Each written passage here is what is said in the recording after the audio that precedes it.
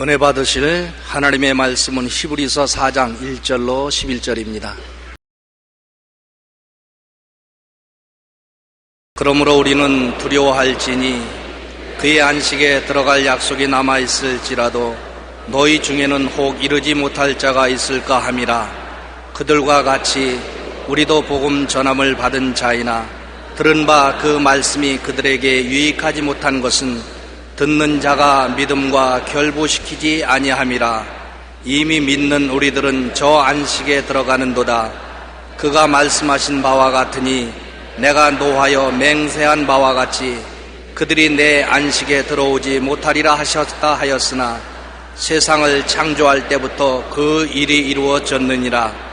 제7일에 관하여는 어딘가에 이렇게 일렀으되 하나님은 제7일에 그의 모든 일을 쉬셨다 하였으며 또 다시 거기에 그들이 내 안식에 들어오지 못하리라 하였으니 그러면 거기에 들어갈 자들이 남아있거니와 복음 전함을 먼저 받은 자들은 순종하지 아니함으로 말미암아 들어가지 못하였으므로 오랜 후에 다윗의 글에 다시 어느 날을 정하여 오늘이라고 미리 이같이 일렀으되 오늘 너희가 그의 음성을 듣거든 너희 마음을 완고하게 하지 말라 하였나니 만일 여호수아가 그들에게 안식을 주었더라면 그 후에 다른 날을 말씀하지 아니하셨으리라. 그런즉 안식할 때가 하나님의 백성에게 남아있도다. 이미 그의 안식에 들어간 자는 하나님이 자기 일을 쉬심과 같이 그도 자기의 일을 쉬느니라. 그러므로 우리가 저 안식에 들어가기를 힘쓸지니 이는 누구든지 저 순종하지 아니하는 본에 빠지지 않게 하려 함이라. 아멘.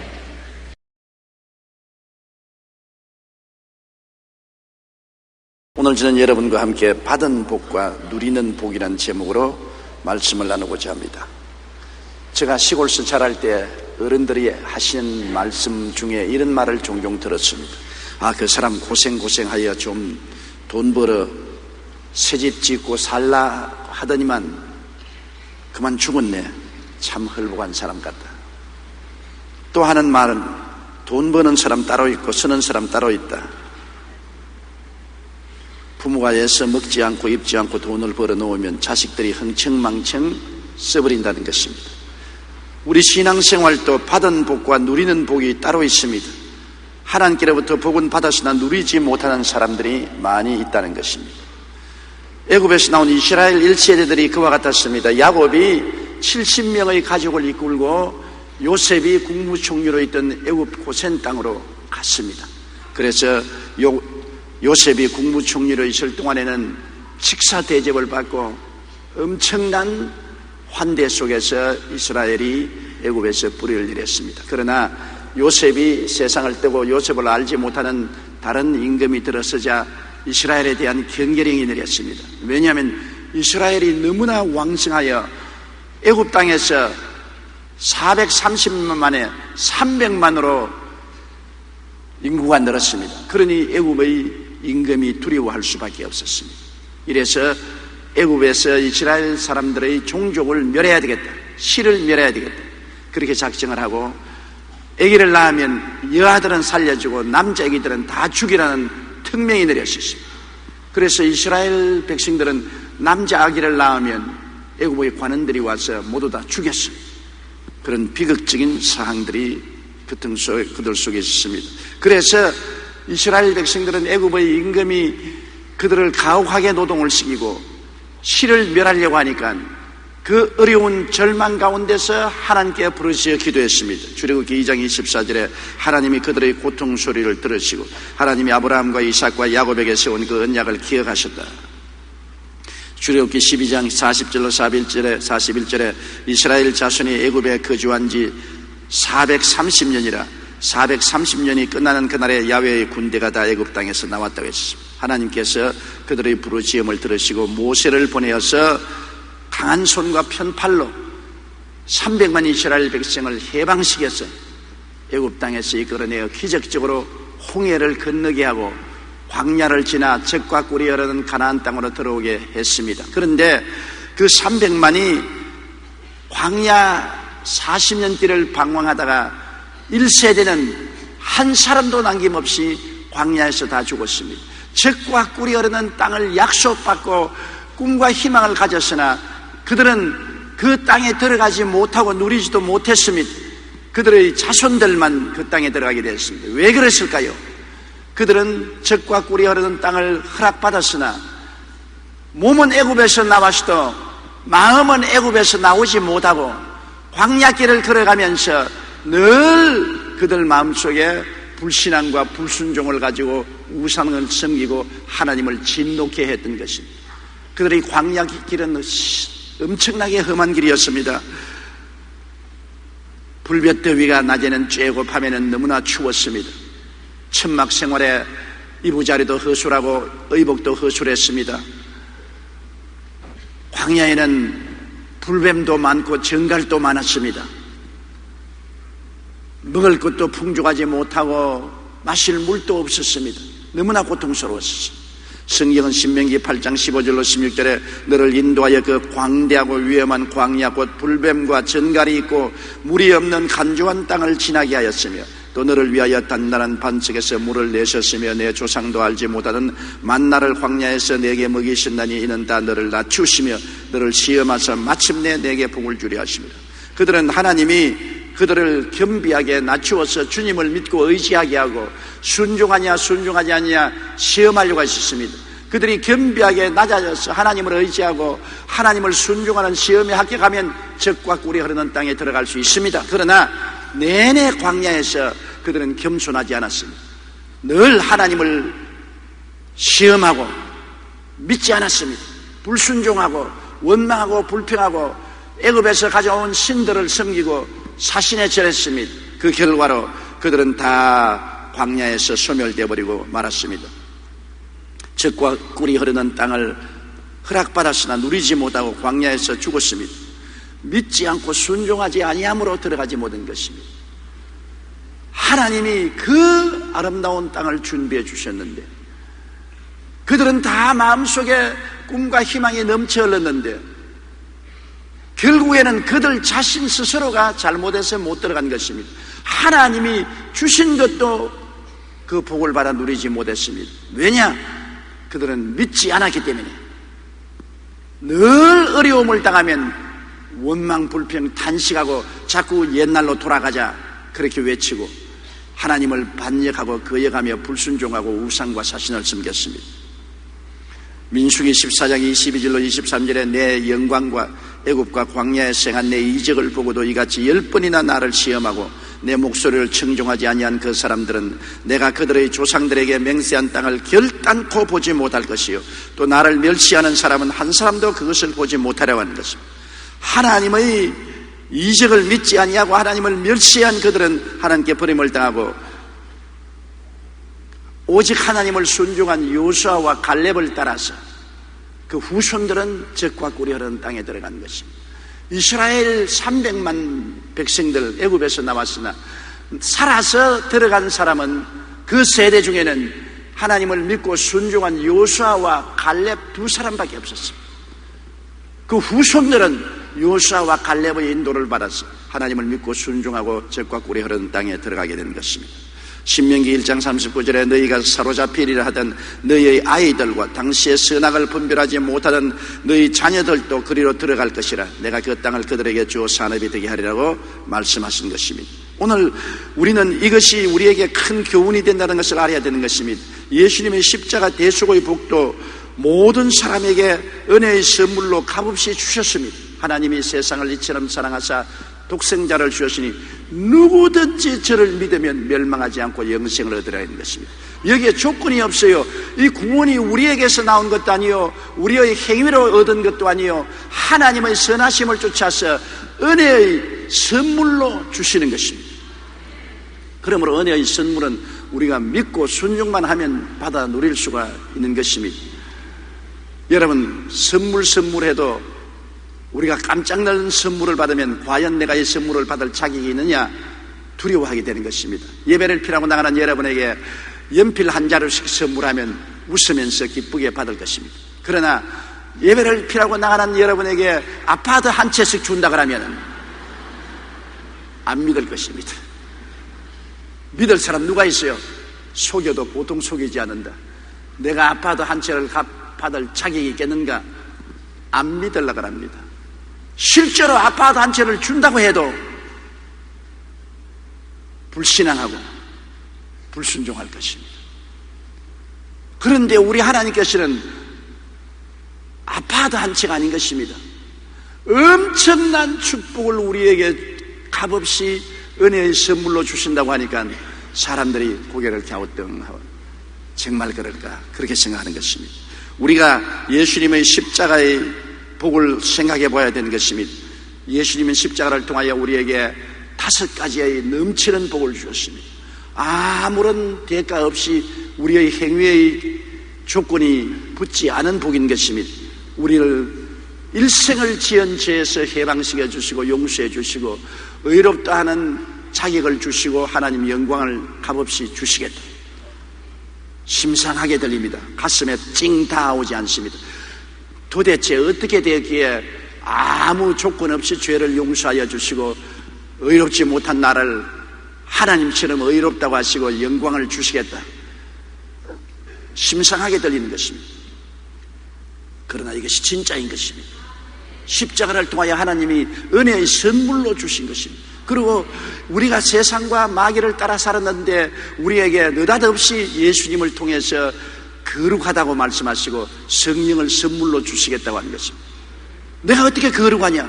생각이 거룩하지 못하고 말이 행동이 거룩하지 못한 세속된 인간에게 나를 거룩하다고 하시고 나에게 성령을 선물로 주신다. 거룩한 사람만이 받을 수 있는 성령을 선물로 주신다. 그 정말일까? 그 있을 수가 있는가? 그리고 조건 없이 병든 사람을 고쳐주시고 건강하게 해주시겠다. 하나님이 믿기만 하면 건강과 치료를 허락해 주시겠다. 넘치는 은혜인 것입니다. 그 다음엔 누구든지 오면은 아담으로부터 상속받은 저주를 제하여 주겠다. 우리의 생활에 가시와 은극기를 제하여 주겠다. 내 가시밭 인생길을 정하여 주시고 우리가 축복의 발걸음을 걸어가게 만들어 주시겠다. 조건 없다. 행위로 말미암아 된 것 아니다. 믿음으로 조건 없이 예수님의 십자가를 통하여 축복의 길을 허락해 주겠다. 가시밭길에서 나와서 축복의 길로 들어서게 해주겠다. 이야, 그거 정말 엄청난 소식인데 그럴 수 있을까?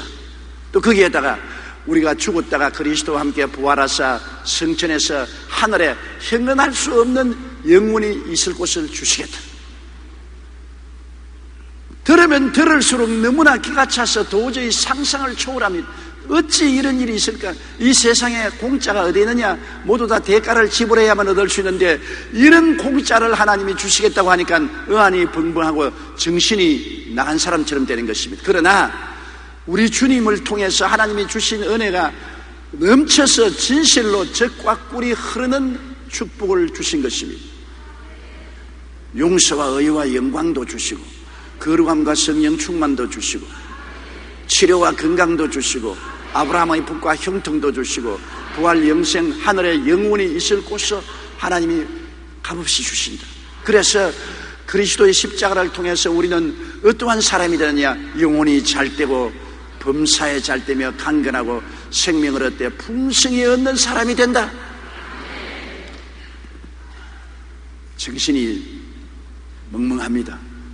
이 세상에 하나님은 우리에게 새로운 지위를 주셔서 이제는 택한 사람으로 특별한 삶을 살게 해주시고 왕같은 제상으로 삼아서 왕으로서의 마귀와 흑암의 권세를 다 짓밟고 내어 쫓고 제상으로서 하나님이 특별히 명하사 하나님 가까이 와서 살고 하나님을 섬길 수 있는 자격을 주시고 거룩한 나라로 만들어서 하나님이 직접 다스리게 해주시고 하나님의 소유된 백성으로 만들어 주어서 하나님 품 안에 살게 만들어 주시겠다.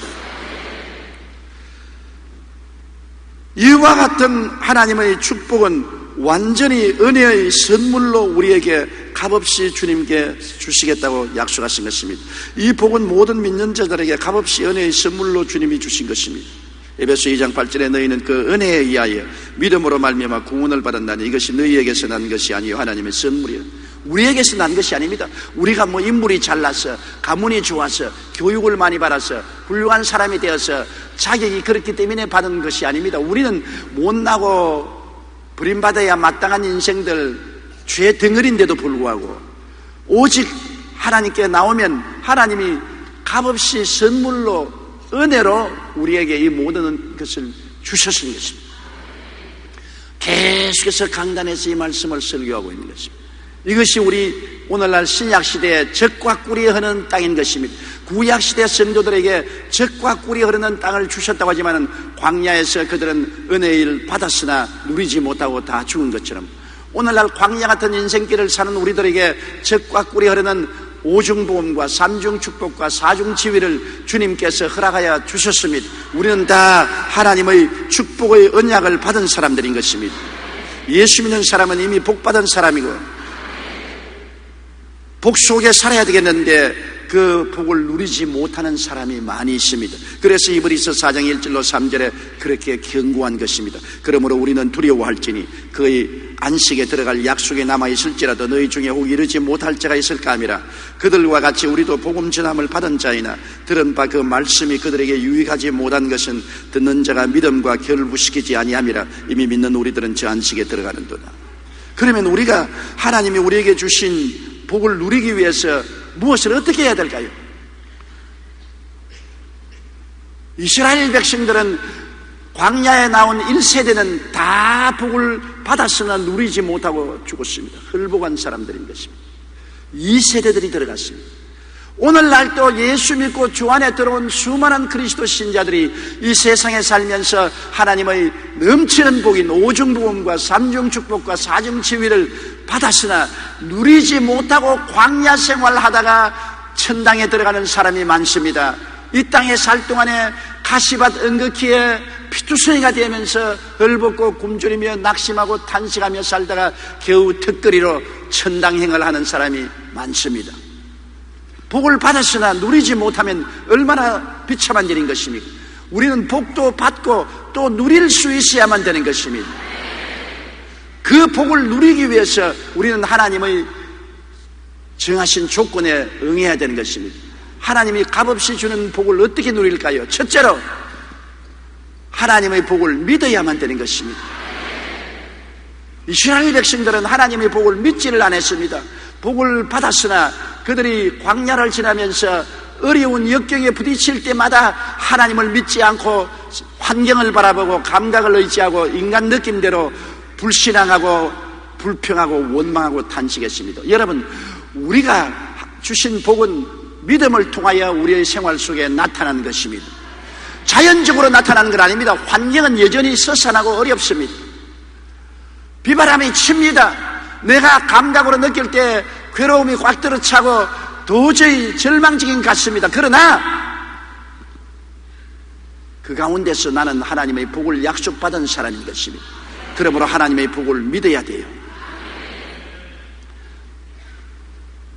제자들이 밤바다에 배를 타고 가는데 파도가 치고 바람이 불고 캄캄했습니다.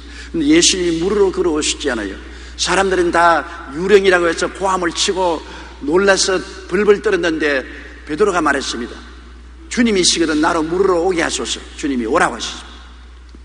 베드로가 배에서 나와서 캄캄한 파도 이런 밤바다 위를 걸어가는데 환경이 달라진 건 아닙니다. 밤바다는 여전히 소용돌이 치고 파도 치고 물고래는 쳤습니다. 요란한 파도 소리는 들렸습니다. 그럼에도 불구하고 그는 파도 위를 밟고서 예수님을 향해서 걸어갔습니다. 그것이 믿음인 것입니다. 환경이 변한 것이 아닙니다. 느낌이 변한 것이 아닙니다. 감각이 변한 것이 아닙니다. 베드로는 믿음을 사용한 것입니다. 믿음으로서 예수님을 향하여 걸어간 것입니다. 놀라운 일인 것입니다. 아무것도 변한 것이 없습니다. 그런데 베드로가 그만 눈을 들어 예수님을 바라보지 아니하고 파도와 바람을 바라보자 믿음을 놓쳐버렸습니다. 믿음을 놓치자 말자 그는 물에 빠져들어가기 시작한 것입니다. 바다가 변해서 빠져들어간 것도 아니고 바람이 변해서 빠져들어간 것도 아닙니다. 감각이 느낌이 변해서 빠져들어간 것이 아닙니다. 또 그대로입니다. 똑같은 바다, 똑같은 파도, 똑같은 바람소리, 물보라가 쳤는데 전에는 믿음을 활용하니까 그 바다 위를 걸어가시나 믿음 줄을 놓아버리니까 물에 빠져 들어갔습니다. 주여 내가 죽겠나이다 고함을 치니 예수님께서 붙잡아 베드로를 이렇게 하면서 믿음이 적은 자여 왜 의심하였느냐. 여러분, 우리의 환경이 변화되도록 기다리면 안 됩니다. 우리의 감각이 변화되도록 기다리면 안 되는 것입니다. 느낌이 내가 잘 될 것이라고 느낄 때까지 기다리는 것이 아닙니다. 우리가 사는 것은 믿음으로 사는 것입니다. 하나님의 축복은 믿음으로 주시는 것입니다. 우리의 현재 오중복음, 삼중축복, 사중치유는 믿음으로 주신 것이기 때문에 내가 주님을 바라보고 믿으면 이것이 나를 통해서 이루어지는 것입니다. 환경을 통해서 이루어지는 것이 아닙니다. 감각을 통해서 이루어지는 것이 아닙니다. 나의 믿음을 통해서 이루어지는 것입니다. 울어도 못하네, 힘쓰도 못하네, 참아도 못하네, 믿으면 하겠네. 아유, 어떻게 믿어요? 우리에게는 다 믿을 수 있는 힘을 하나님이 주셨습니다. 믿음이 없는데 주님 믿으라면 그건 헛된 소리 아닙니까?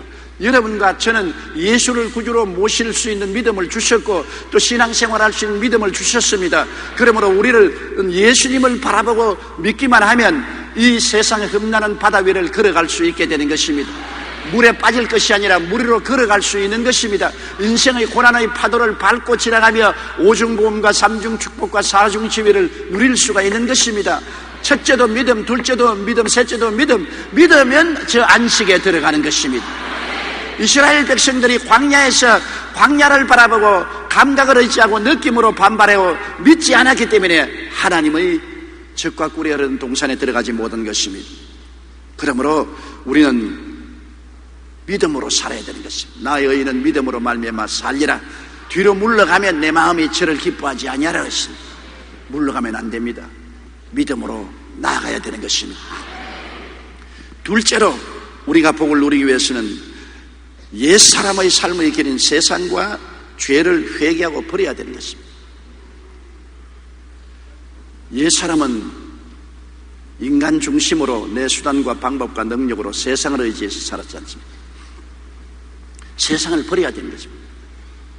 예수님 말하기를 사람이 떡으로만 살 것이 아니요 하나님 입으로 나오는 모든 말씀으로 살 것이니라. 이제 우리는 말씀으로 사는 세계에 들어온 것입니다. 말씀으로 살아요. 떡으로 살지 않습니다. 이스라엘 백성이 애굽에 있을 때는 농사 짓고 인간으로 수고해서 떡을 구해서 먹고 살았으나 광야에 들어와서는 농사 지을 밭도 논도 없고 곡식 종자를 뿌릴 만한 종자도 없고 기후와 환경이 농사 지을 처지도 못 되고 밤낮 천막 생활에 옮겨가는데 어디에 떡을 구할 수 있습니까? 그들은 이제 생활이 달라져야 됐습니다. 옛날에 세상적으로 살던 생활 방식에서 떠나서 이제는 오직 하나님을 바라보고 기도와 믿음으로 살아야만 되는 것입니다. 하나님을 믿음으로 말씀을 가지고 이스라엘 백성은 살아야만 했습니다. 말씀을 믿음으로 만나도 먹고 바위에서 물이 터져나오니 물도 마시고 메추라기도 먹고 병도 고침받고 의복도 신발도 떨어지지 않았는 것입니다. 말씀을 따라 살아야 되는 것입니다. 오늘날 우리들도 이제는 말씀을 따라서 살고 세속과 마귀를 쫓아 사는 옛사람을 회개하고 버려야 되는 것입니다. 이스라엘 백성의 가장 큰 문제는 몸은 애굽에서 나왔는데 마음은 나오지를 못했습니다. 몸은 적과 꿀이 흐르는 동산을 향하여 걸어가면서 마음은 늘 애굽의 옛생활에 연연하여 애굽의 우상과 사신을 바라보고 애굽의 불순종과 불신앙을 바라보고 살아진 것입니다. 이게 문제인 것입니다. 여호수아 24장 14절에 그러므로 이제는 야훼를 경외하며 온전함과 진실함으로 그를 섬기라. 너희 조상들이 강 저쪽과 애굽에서 섬기던 신들을 치워버리고 야훼만 섬겨라. 세상을 섬기지 말고 하나님만 섬기는 삶을 살아야 되는 것입니다. 그 나라와 그 의를 먼저 구하라. 그리하면 이 모든 것을 너희에게 더하시리라. 세상이 사는 방식하고 틀립니다. 세상은 세상과 세상 나라를 먼저 구하지만은 우리가 예수 믿고 난 다음에는 하늘나라와 하나님의 의를 먼저 구하고 하나님을 먼저 섬기고 살면은 그 다음 일은 하나님이 돌보아 주시는 세계 속에 살고 있는 것입니다.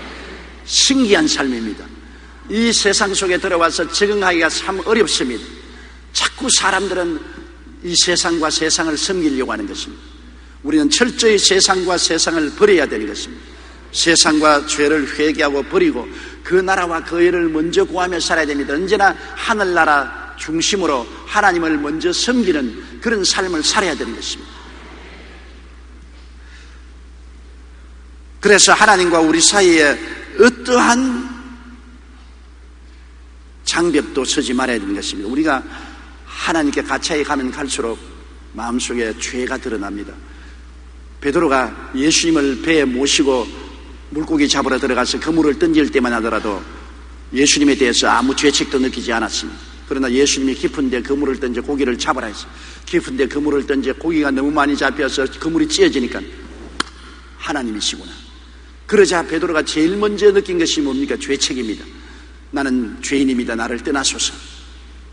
어두운 데 있을 때는 내 옷이 더러운지 깨끗한지 몰라요. 옷에 온갖 더러운 것이 다 묻어 있어도 알지 못하지만 햇빛이 비쳐서 들어오면 얼마나 옷이 더러운 것을 알게 되면 부끄러워서 그 옷을 입고 밖에 나가지를 못합니다. 우리가 하나님께 가까이 나가면 나갈수록 우리의 죄성이 드러납니다. 하나님이 우리 속에 오면 올수록 나는 죄인이라는 것을 느끼게 되고 주님 앞에 엎드리게 되는 것입니다. 도널드 휘트니가 쓴 당신의 영적 건강을 진단하라는 책에 보면 죄에 대해 조나단 에드워드가 한 고백이 나와 있습니다. 1725년 당시 23세였던 조나단 에드워드는 교회의 목사였던 할아버지를 돕기 위해 떠나면서 이렇게 고백했습니다. 요즘 나는 과거 내가 회심하기 전의 그 어느 때보다 내 자신의 사악함과 마음의 악함을 뼈저리게 느끼고 있다. 내 마음속에 있는 나의 사악함을 볼 때 그것은 마치 지옥보다 더 깊은 나락처럼 보인다. 이에 대해 이 책의 저자인 휘트니는 우리가 죄에 대하여 더욱더 예민해진다는 것은 성장의 표시로 우리가 몇 년 전보다 훨씬 더 영적인 발전을 이루었다는 증거라고 말하고 있는 것입니다. 처음 예수 믿고 나올 때 내가 무슨 죄가 있냐? 왜 내가 회개해야 되느냐? 그렇게 말하는 사람도 교회에 나와서 은혜 받고 성령이 가까이 오면 얼마나 죄가 많고 사악한 것을 느끼게 되고 통회하고 잡아오게 되는 것입니다. 하나님 은혜 받기 전에는 너나 나나 똑같이 내가 무슨 죄가 있냐? 그렇게 보통 말합니다. 그러나 하나님 은혜가 오면은 제일 먼저 드러나는 것이 죄가 드러나는 것입니다. 하나님, 나는 죄인입니다. 죽을 죄를 지었습니다. 이 추악한 죄인을 주님께서 불쌍히 보아주시옵소서. 은혜가 오면 올수록 죄성이 드러나는 것입니다. 은혜를 받기 전에는 금방 지고 당당하게 행동했지만은 은혜를 받을수록 죄가 많다는 것을 깨닫고 깨어지고 회개하고 하나님 앞에 엎드리게 되는 것입니다.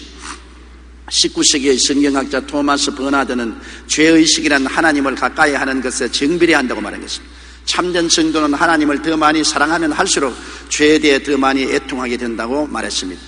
이스라엘 출애굽 1세들은 애굽에서 몸은 나왔으나 마음은 나오지 못해 결국 받은 복을 누리지 못했습니다. 우리가 하나님께 주신 복을 누리기 위해서는 진정으로 마음 가운데 세상과 죄를 회개하고 버려야만 되는 것입니다.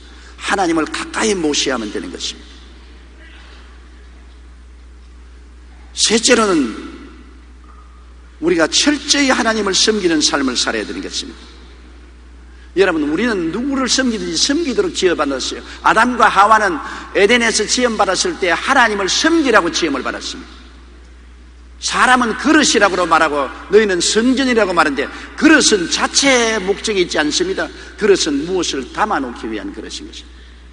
그릇에 밥을 담아놓을 수도 있고 배설물을 담아놓을 수도 있는 것입니다. 성전에 하나님 성령이 거하실 수도 있고 귀신이 와 있을 수도 있는 것입니다. 스스로 그릇은 존재할 목적이 없습니다. 담아놓기 위해서 있는 것이고 성전도 그 속에 섬기는 신이 와 있는 것이 성전이지 그냥 그대로 자체적 성전은 목적이 없는 것입니다. 사람은 그릇이요 성전인 것입니다. 우리 속에 하나님이 담겨 있든지 마귀가 담겨 있든지 우리 속에 성령께서 임하여 있든지 귀신이 임하여 있든지 둘 중에 하나인 것입니다. 스스로 존재하는 자는 없습니다. 아담과 하와가 하나님을 섬길 때는 에덴에 있었으나 하나님을 버리고 나왔을 때는 마귀를 섬기게 되는 것입니다. 에덴에 있을 때는 하나님이 그들 속에 있었으나 나올 때는 마귀가 그들 속에 있었습니다. 에덴에 있을 때는 하나님의 성전이었으나 나왔을 때는 마귀의 거하는 전이 되고 마는 것입니다. 하나님과 우상을 겸하여 섬길 수가 없습니다. 이스라엘 백성은 애굽에서 나와서 광야를 지나는 동안에 하나님을 섬기면서 따라가야 되겠는데, 하나님을 따라가면서 그들의 마음에는 애굽의 우상과 사신을 그대로 가지고 행동했습니다. 절대로 비빔밥 신앙은 안 됩니다. 하나님은 하나님, 사신이면 사신입니다. 하나님이 제일 의미 명하신 것은 내 앞에 다른 신을 두지 말라, 우상에 절하지 말라는 것입니다. 우상과 사신은 하나님이 절대로 미워하십니다. 우상과 사신을 하나님이 절대로 안 줍니다. 제가 일본에 가서 전도하면서 크게 어려움을 겪은 것은 일본 사람들이 너무나 우상과 사신을 섬긴다는 것입니다. 일본에 심히 우상과 사신이 600만 개나 있습니다. 어느 곳에 가나 우상과 사신 천지입니다. 그러기 때문에 하나님은 우상과 사신에 몸서리 치는 것입니다. 그래도 우리나라는 우상과 사신이 일본만치는 않습니다. 우상과 사신의 나라는 하나님이 축복할 수가 없는 것입니다. 이스라엘 백성이 애굽에서 몸은 남았어도 마음은 역시 애굽의 우상과 사신을 갖고 남았기 때문에 하나님이 이스라엘 백성들을 축복할 수가 없었던 것입니다. 출애굽기 20장 5절 6절에 나 내 하나님 야훼는 질투하는 하나님인즉 나를 미워하는 자의 죄를 갚되 아버지로부터 아들에게 3, 4대까지 이르게 하거니와 나를 사랑하고 내 계명을 지키는 자에게는 1000대까지 은혜를 베푼다. 하나님은 질투가 심하셔요. 하나님은 절대로 하나님 이외에 다른 신을 용납하지 않아요. 하나님 이외에 다른 우상에 절하는 사람과 하나님은 동행하지 않아요. 아무리 하나님이 축복을 주셨다고 할지라도 축복을 누리지 못하는 것은 우상과 사신을 깡그리 버려야만 누릴 수 있는 것입니다. 우리와 하나님 사이에 어느 누구도 들어오면 안 됩니다. 옛날에 중앙대학교를 창설한 이명신 여사의 어머니 이야기를 들으면 참 재미있습니다. 그 어머니가 예수를 믿고 난 다음에 세례받기 위해서 문답 훈련을 시키는데 목사님이 예수님이 누구 죄를 위해서 돌아가셨습니까? 그거들랑 내 죄를 위해서 돌아갔습니다. 그렇게 대답을 해야 세례받을 수 있습니다. 할머니 알겠어요? 목사님이 그러니까 알았습니다. 그래 이제 노회에서 나와서 세례 문답을 하는데 할머니 예수님이 누구 죄를 위해서 죽었습니까? 우리 목사님 죄를 위해서 죽었습니다. 자기의 죄를 위해서 죽은 것을 모르고 목사님이 가르치는 대로 내 죄를 지키는 목사님 죄로 말미암아 죽은 줄 알고 그렇게 대답했다는 우스운 이야기가 있습니다. 그리고 아이고 할머니 예수님을 진실이 잘 믿어야 영생 복락을 얻지요. 그러니까 아이고 나는 이제 다 늙었으니까 죽어도 괜찮고 우리 딸이나 잘 되게 하려고 예수 믿습니다. 그렇게 대답했다는 것입니다.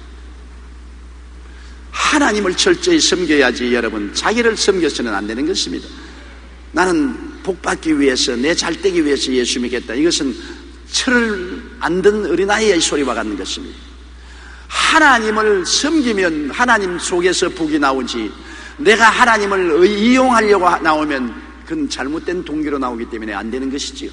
철없이 예수를 믿는 사람들은 내가 잘되기 위해서, 내가 복받기 위해서, 내가 건강 얻기 위해서 하나님 믿는다고 하는데 이것은 잘못된 동기로 나왔기 때문에 변화를 받아야만 되는 것입니다. 모든 나를 우상으로 삼았으면 안 됩니다. 어떠한 것도 하나님과 내 사이에 있을 수 없습니다. 내 자신조차도, 내 소원과 욕심도 하나님과 나 사이에 들어와서는 안 됩니다. 오직 하나님만 나의 중심에 들어와야만 되는 것입니다. 철저히 하나님을 섬기는 삶을 살아야 되는 것입니다. 넷째로 새로운 피조물이 된 삶을 깨닫고 그것을 믿고 순종해야 되는 것입니다. 내가 그리스도 안에 있으면 하나님의 은혜로 새로운 피조물이 되었다는 것을 알아야 됩니다. 고린도전서 5장 17절에 누구든지 그리스도 안에 있으면 새로운 피조물이라. 이전 것은 지나갔으니 보라 새 것이 되었도다. 내가 예수 믿기 전에 나는 지나가버리고 예수 믿고 난 다음 나는 새로운 피조물이 되었다. 새로운 인격, 새로운 자화상, 새로운 지위를 얻은 사람이 되었다. 이것을 철저히 깨달아 알아야 되는 것입니다. 자기가 누군지 모르는 사람이 어떻게 복을 누릴 수가 있습니까? 여러분, 새로운 피조물이 된 자기 자신을 알아야 돼요. 나는 예수 그리스도를 바라보고 변화된 것을 알아야 돼요. 어떤 사람이 길거리에 있는 가시 능쿨에 가서 가시에게 물었습니다. 너 장미꽃 능쿨이 되고 싶느냐? 아이고, 내가 어떻게 감히 그런 꿈을 꿀 수 있습니까? 나는 그냥 들에 있는 가시 능쿨이에요. 장미꽃은 꿈꿀 수도 없습니다. 내가 너를 장미꽃 능쿨로 만들어주마. 그래서 그 가시 능쿨을 캤습니다. 그래서 그 사람의 정원에 갖다 심어놓고 난 다음 가위를 놓아가지고 찰싹 잘라서 장미꽃을 줄기를 접붙여 놓았습니다. 그래서 보통 가시 능쿨이 생각하기를 나를 잘라서 장미꽃 줄기를 내게 접붙여 놓았다고 내게 무슨 변화가 일어날까? 그런데 봄이 오니까 물기가 자기를 통해서 장미꽃 능쿨에 올라가니까 아름다운 장미꽃이 활짝 피었습니다. 아주 너무나 아름다웠어요. 그래서 가시 능쿨이 놀랐습니다. 내가 어떻게 장미꽃을 피우느냐? 이거 도대체 어떻게 된 일이냐? 그러니까 주인이 와서 너는 이제 가시 능쿨이 아니다. 너에게 접붙인 분은 장미꽃이다. 너는 가시 능쿨이었지만 너를 살떡 잘라내고 너에게 장미꽃 줄기를 접붙였기 때문에 이제 너에게 피는 것은 장미꽃이 핀다. 너는 달라졌다. 너는 이제 장미꽃 줄기가 된 것이다. 여러분, 우리는 가시 능쿨입니다. 가시 능쿨 같은 우리를 택하여서 예수님이 와서 우리에게 접붙임이 되신 것입니다. 주님이 우리에게 접붙임이 되셨어요. 우리가 예수를 구주로 모셔드리면 주님이 우리 속에 들어와서 주님이 내 안에, 내가 주님 안에 있어 주님이 내게 접붙임이 되어서 이제 가시 능쿨 옛 인생이 아니고 주님이 접붙여서 주님으로 열매 맺게 된 것입니다. 우리 주님으로 말미암아 의로운 나무가 되고 우리는 거룩한 나무가 되고 치료받은 건강한 나무가 되고 축복받은 나무가 되고 영생복락 천국을 얻은 나무가 된 것입니다. 여러분은 변화되었습니다. 옛 사람이 아닙니다. 그리스도에게 들어와서 접붙임을 받아 새 사람으로 변화되었습니다. 이제 여러분이 맺는 열매는 의의 열매요, 거룩한 열매요, 치료와 건강의 열매요, 축복과 풍요의 열매요, 영생복락 천국의 열매가 맺어지는 것입니다. 자기가 늘 가시 능쿨이라고 생각하면 안 됩니다. 장미꽃 능쿨이 되었습니다. 내가 어떠한 사람이 된지 알아야 되는 것입니다. 여러분은 옛 사람이 아닙니다. 예수님이 접붙임을 받은 사람인 것입니다. 따라 말씀하세요. 나는 옛 사람이 아니고 예수님을 모셔드림으로 그리스도가 접붙임을 받아 예수 사람이 되었다. 이제는 예수 사람인 것입니다. 그러므로 예수님의 십자가의 보혈을 통해서 용서와 의로운 사람이 되었고 거룩하고 성령 충만한 사람이 되었으며 치료받고 건강한 사람이 되었으며 축복받고 형통한 사람이 되었으며 부활 영생 천국인이 되었습니다. 내가 그런 사람이 되었다는 신분을 알게 되면 그 신분을 강하게 붙잡고 강하게 주장해야 되는 것입니다. 그 신분에 일치하지는 옛사람이 오면은 내가 쫓아버려야 되는 것입니다. 너희 옛사람은 물러가라. 나는 새 사람이 되었으니 나에게 해당되지 않는다. 너희 옛사람은 물러가라. 너희 죄는 물러가라. 세상은 물러가라. 질병은 물러가라. 저주는 물러가라. 지옥은 물러가라. 옛사람이 다가오면 물리칠 줄 알아야 되는 것입니다. 내가 새 사람인 것을 알아야 되죠. 내가 예수님께 붙어서 예수 사람이 되었으니 예수 사람은 영혼이 잘되고 범사에 잘되며 강건하고 생명을 얻되 넘치게 얻는 사람이 예수 사람이 된 것입니다. 아담의 옛사람처럼 3대 재앙을 받아 영도 죄로 죽고 생활은 가시와 응극기가 나고 육체는 병들고 죽어 멸망당하는 그러한 사람이 아닙니다.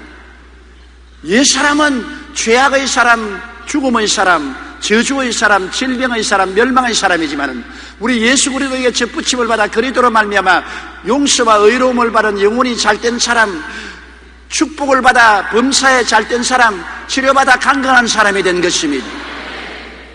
예수 사람은 이제는 하나님의 특별히 택함을 받은 사람이요, 왕이요, 제사장이 된 사람이요, 하나님의 거룩한 나라가 된 사람이요, 하나님의 소유된 백성이 된 사람인 것입니다. 자기의 정체성이 확립되었으니 이 정체성을 확실히 알고 믿고 정체성을 따라 살아야 되는 것입니다. 자기가 누군지를 모르는 사람이 어떻게 성공적인 인생을 삽니까? 여러분 자다 깨어서도 여러분이 누군지 알아야 됩니다. 내 신분은 어떤 사람이고 내 자화상은 어떻고 나는 어떠한 지위를 가지고 있는 사람이라. 이것은 평생에 여러분이 알고 거기에 굳세게 서서 동요하지 말고 결코 마귀와 타협하지 말아야 되는 것입니다. 그래야 하나님의 복을 누릴 수가 있는 것입니다. 도랑에 심겨진 가시나무처럼 자꾸 나는 도랑에 심어진 가시나무입니다. 도랑에 심어진 가시나무입니다. 그러면 안 돼요. 그 가시나무는 이미 정원에 옮겨서 장미나무에 접붙임을 받았습니다. 이제는 도랑에 있는 가시나무가 아니라 장미꽃 정원에 심어진 장미꽃이요. 장미꽃, 아름다운 꽃을 피우는 것이 된 것처럼 여러분의 인생은 활짝 꽃폈습니다. 종교가 아닙니다. 철학이 아닙니다. 여러분 새로운 피조물이 된 것입니다. 하나님이 여러분을 새롭게 만들어 주었으니 그런 것을 마음속에 확실히 깨달아 알고 자기를 바라보는 눈이 달라지고 믿음을 확고히 서서 입술로 그렇게 고백해야 되는 것입니다. 던킨 창업주 로젠버그의 간증을 들어보면 놀랍습니다. 1912년 보스턴의 한 가난한 집에 태어난 소년이 있었습니다. 그는 어려운 집안 형편 때문에 교육도 제대로 받을 수가 없었습니다. 그러나 소년은 비록 내가 가난하고 공부도 못했지만 하나님을 먼저 섬기고 살겠다고 결심했습니다. 그래서 작은 돈을 벌어 꼬박꼬박 11조를 드리고 철저히 주일날 교회에 나가서 하나님을 섬겼습니다. 그러자 하나님께서 그에게 능력을 부어주셔서 10대에 이미 사업가로서의 차질을 보이기 시작했습니다. 여름에는 얼음을 팔고 공장이나 건설 노동자에게 커피와 샌드위치를 팔아서 제법 돈을 모은 후에 30세에는 점심을 배달하는 모빌 런치 서비스라는 회사를 세웠습니다. 이후에 우리에게도 잘 알려진 던킨 도너츠라는 세계적인 회사를 설립했던 것입니다. 바로 이 소년이 던킨 도너츠의 창업주 로젠버그입니다. 현재 던킨 도너츠는 미국에만 해도 1700개의 지점이 있고 세계 100여 개 나라에 지점을 두고 있습니다. 그는 72세를 맞이하는 생일 축하 자리에서 이렇게 말했습니다. 저는 가난하고 못 배웠어요. 초등학교도 못 나온 데다가 그리 좋지 않은 환경에서 자랐습니다. 그러나 하나님께서 늘 제 짐을 맡아 주셨습니다.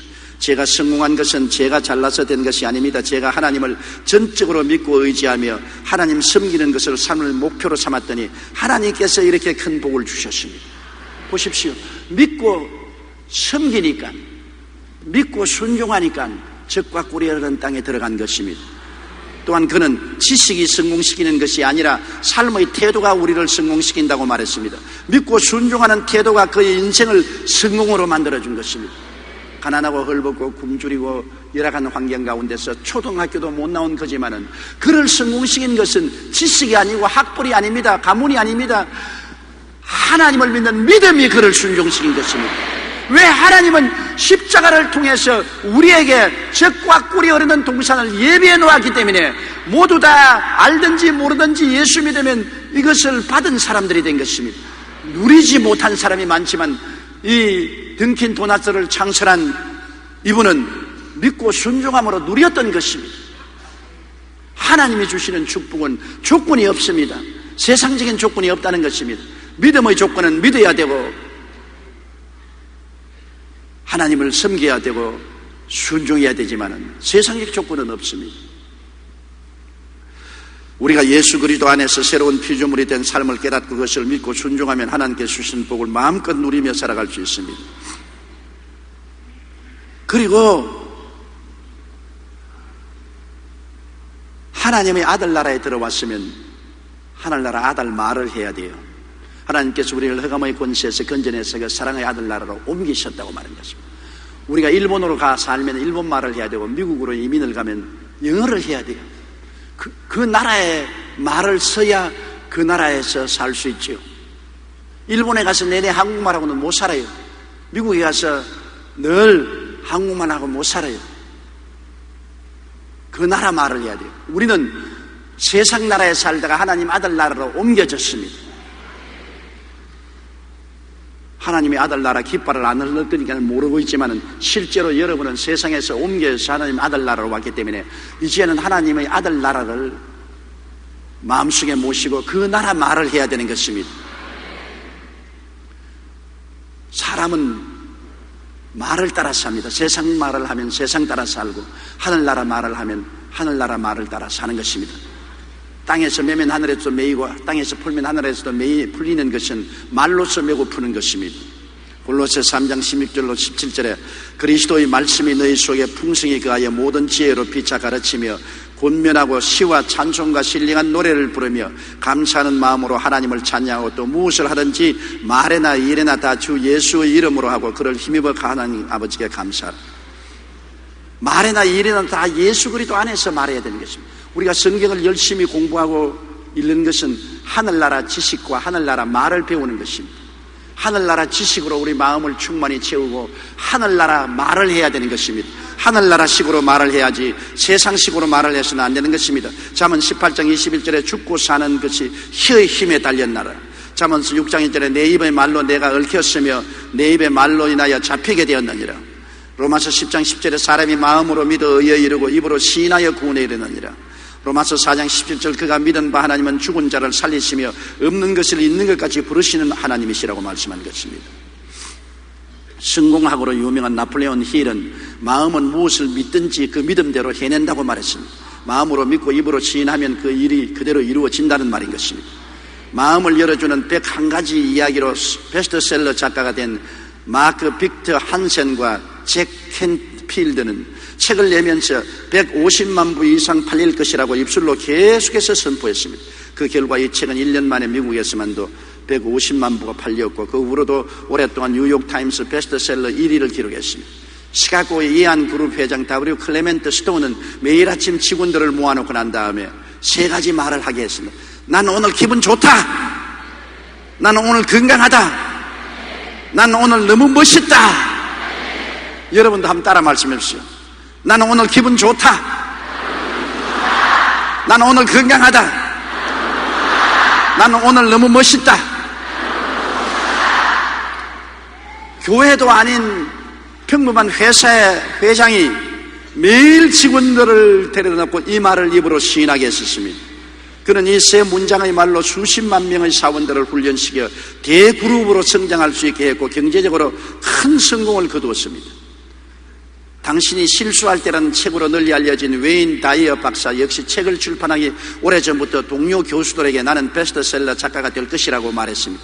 사람들은 그 말을 듣고 비웃었지만 현재 그는 명실공히 5,800만 부의 판매 부수를 기록한 베스트셀러 작가가 되었습니다. 인디아나 주의 노틀담 팀의 명감독 홀츠는 자기의 선수들을 보고 항상 우리 챔피언이라고 부른 결과에 최하위 팀을 2년 만에 우승팀으로 이끌려 놓고 말한 것입니다. 여러분, 말의 위력은 이처럼 놀랍습니다. 하나님께서 우리가 땅에서 매면 하늘에서도 매이고 땅에서 풀면 하늘에서도 풀리는 놀라운 말의 능력을 허락하여 주신 것입니다. 그러므로 우리는 성경 말을 해야 되며 하나님의 언약의 말씀을 늘 말해야 되는 것입니다. 부정적이고 파괴적이고 절망적인 말을 하지 말아야 되는 것입니다. 하나님의 약속의 말씀에 서서 눈에는 아무 증거 안 보이고 귀에는 아무 소리 안 들려도 말씀을 입으로 고백해야만 되는 것입니다. 미국 콜로라도주 스프링필드 근처에는 지형이 높고 아주 험한 고갯길이 하나 있었습니다. 어찌나 길이 험해 보이든지 이곳을 지나가는 차들은 그 지형만 보고도 지레 겁을 먹고 돌아서기가 일쑤였습니다.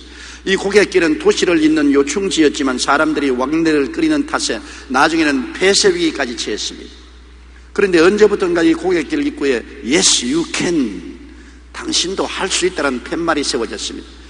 고갯길을 지나야 할 운전사들이 이 입구에 다가오면 가장 먼저 그 팻말이 눈에 띄기 때문에 그는 그 팻말을 읽습니다.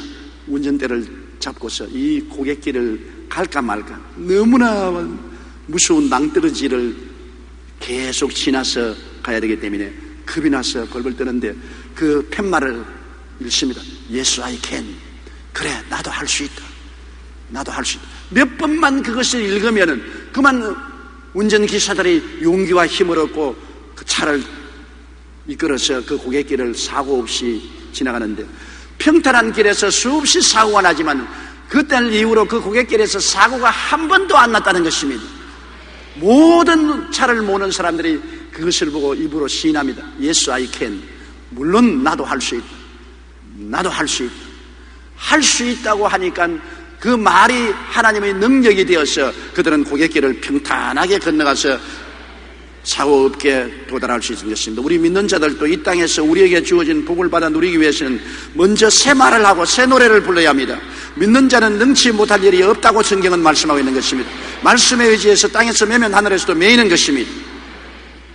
다 같은 이스라엘 백성이라도 일생을 광야에서 살다 죽은 자들이 있고 또 적과 꿀이 흐르는 가나안 땅에서 살은 이스라엘 백성도 있습니다. 그리스도인도 예수님의 십자가 대속의 은혜를 풍성히 누리는 목장에서 생활하는 자도 있고 반대로 믿고 구원은 받아서도 일평생 광야 생활을 하는 자도 있습니다. 그 책임은 하나님께 있지 않고 성도 개개인에게 있습니다. 복은 하나님이 주셨는데 우리는 책임을 다해야 그것을 누릴 수가 있는 것입니다. 다 같이 고개시켜 기도드리겠습니다. 하나님 우리 아버지여, 주님께서 적과 꿀이 흐르는 땅을 받아주셔도 누리지 못한 이스라엘 백성이 있는 것처럼 오늘날에도 오중복음, 삼중축복, 사중지위를 주셨어도 누리지 못하는 성도들이 너무나 많습니다. 오늘 아버지 하나님, 우리 성도들은 이 적과 꿀이 흐르는 하나님의 은총과 축복을 다 누리며 신앙생활하다가 천당 가게 도와주시옵소서. 예수님 이름으로 기도드리옵나이다.